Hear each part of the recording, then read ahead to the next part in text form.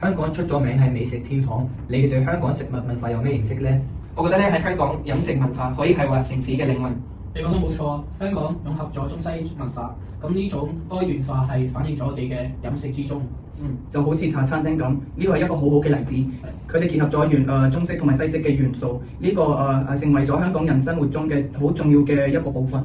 仲講，我哋一齊去茶餐廳食下嘢啦。好啊，Let's go！如果要一個菠蘿包、一杯奶茶、一碗嘅沙爹牛肉麵，同埋一碗乾手牛河。香港啲食物真係好多元化，唔似我哋巴基斯坦啲食物啦，比較單一啦。我哋多時都係咩咖喱雞啊、飯啊、薄餅。呢個係。而且我哋要受清真食品嘅限制，我哋唔可以食豬，又唔可以食未爆份嘅牛肉，所以我哋嘅選擇真係唔夠多。食完嘢好似都買好夠飽喎，不如我哋掃下街咯。啊，你真係識嘢喎！香港嘅街頭美食真係好出名啊，有魚蛋啦，有燒賣啦，有雞蛋仔啦，呢啲嘢咧香港嘅人咧好中意食㗎。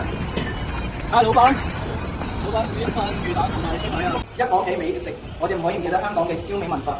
喺香港，我周圍都見到燒味嘅鋪頭，每次都見到燒肉、燒鵝同埋油雞，我每次都流晒口水。呢啲食物唔單止好食，亦都反映咗香港人對傳統烹飪嘅堅持。今日真係令到我大開眼界，因為我哋巴基斯坦人唔多出去食嘢，多數都喺屋企入邊煮嘢食。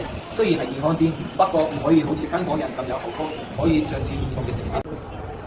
香港嘅飲食文化好多姿多彩，我希望非華語學生可以多啲認識香港嘅美食，可以試唔同嘅口味，話唔定你都中意咗香港嘅美食啦。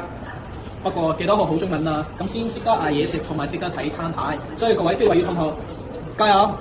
加油！